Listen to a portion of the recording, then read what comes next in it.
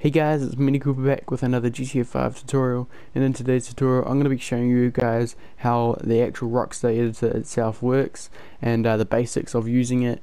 And but before I get into this video, please be sure to drop a like and also subscribe if you guys are new and you do go on to enjoy this video.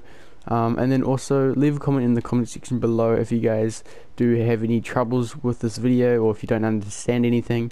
I'll be sure to read it all. But with that out of the way, guys, let's get straight into this video. So basically how Rockstar Editor works is very simple. As you can see in the start menu, or in the startup screen, you've got create new project, load project, direct mode, clip management, video gallery, tutorials, and exit story mode. So here you can create a new project, load one of your previous projects into direct mode, and then you go to clip management. You can manage all your clips, so you can see what ones have been in videos or projects, which has that little chain link icon. You can also delete them, so if I press delete, or you can also mark for delete multiple ones and then go all the way down here to mark for delete and then delete them. Now you can also favorite them, which I highly recommend doing, because that way you don't delete any clips that, even if you don't need them, unless they're going to be completely useless and you know they're going to be completely useless to you, then you could delete them. But I highly recommend just sticking to favoriting them, especially if you guys don't have enough footage, and you've only used favorited clips, then you can also find some more that you didn't favorite. So we'll just favorite these few for now. You can also see the clips by name, so from the very first one you've made to the very last one you've made. You can also see the clips by the size, from largest to smallest, I believe. Ones that have been created today, ones that have been used in projects, so all these have that chain link icon. And they're created by other users, which I believe is from other users on your PlayStation, not like friends or anything like that. And then your favorites are here, and like I said, your marked for delete are down here. So in the video gallery, you've got your three projects, or my three projects, sorry. And these ones are yeah, so these are all ones that I've made previously. So you can see this is the Scramjet one, and this is the video that I uploaded just recently. So you can view it, you can also see it by name, by size, and created today. And then also you can see ones that are marked for delete, just like the video clip management. And then you've got your tutorials and all that sort of stuff if you guys get stuck. Now what we'll do is we'll go ahead and create a new project. Here you can add a clip, so these are all the clips that you can see by date, so most recent to most to least recent. And then we've got by name once again, by size once again, and then favorited and created today. I don't know why my favorite ones are not showing up. Oh no, sorry. Created today, which is like I said, recorded today. Use them projects, and then also all your favorite ones. So what I'd normally do is I'd favorite all the ones I want to use, come down to the favorites, and then I can add a video. So we'll add this one right now. Now actually what we'll do is we'll find a stationary one. We'll go with this one. So basically in this menu here, you've got two menus once you're in the actual project sort of area. So you've got your menu for the projects and stuff, for adding different things like clips and music and ambient tracks and scores and all that sort of stuff. You can do all here, and also you can preview it, but when you preview it, it still has to load each individual video clip, so it's not very smooth. You always have to let it load all the time. and then you can also change it, the name of it and everything, and save it and all that sort of stuff. And then finally you can export it.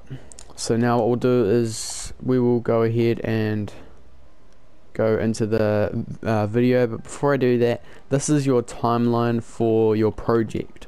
So not your individual videos, this is for your whole project. So this is where all your videos come down into.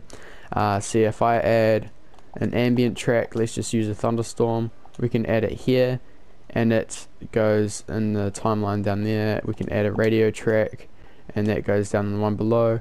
You can also delete them and get rid of them and all that sort of stuff. You can add text, and then also you can add anchors, which I will show you that very shortly.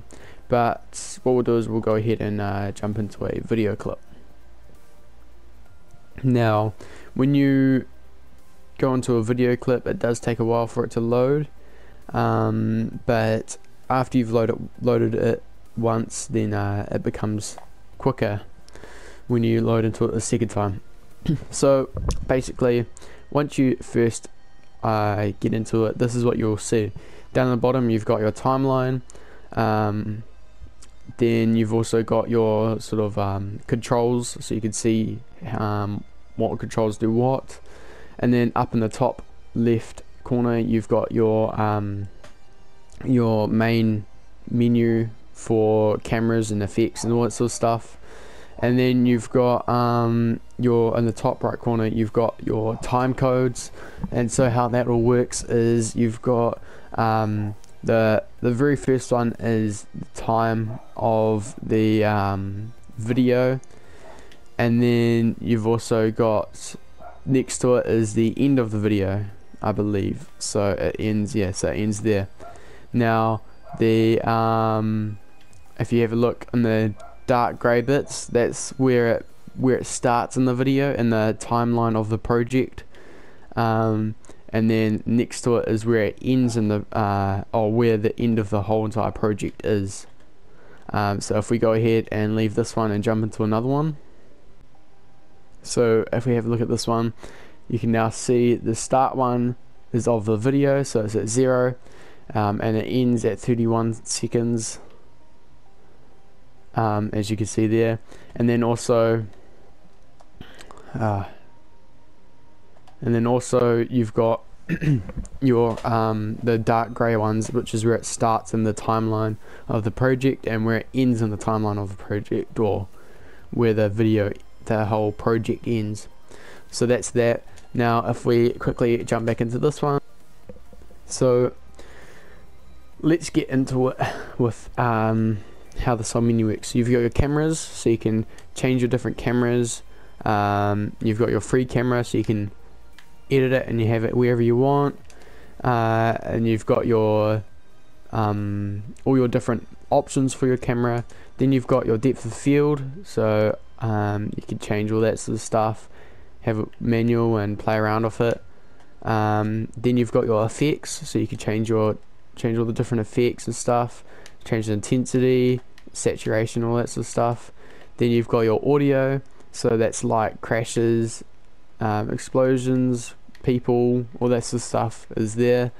Here you can change the volume of everything, like music, dialogue, ambience, and game sound effects and all that sort of stuff. So if we make that 0, so now you can't hear anything from this video. Now you can add shake and also all that sort of stuff in the camera. I forgot to mention that. And then you've got your speed of the video, so we can make it 20%, and that will make it 20%. And yeah, and then you can also change the position of this keyframe.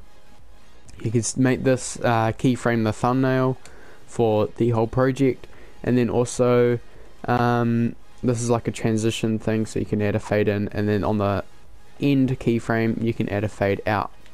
Now you've got two different types of keyframes, or I guess you've got three different types.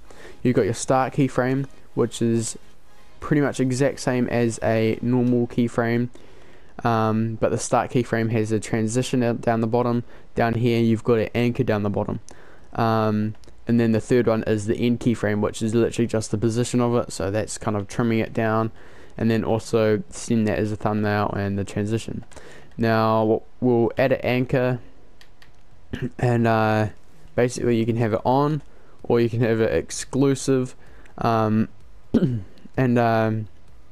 basically this is kind of like a I haven't really looked into how the exclusive works. I still haven't figured that out, but anyway, we've got, if you turn it on and we go to the project timeline, you can see there's a little yellow line there. So if we go ahead and add like a radio track, we can now use the left and right buttons or arrows to move through the timeline, and we can place it at each sort of start and end frame of video clips, and also every anchor point. So right there it snaps to an anchor point. So that's how that all works, and yeah, that's really pretty much it.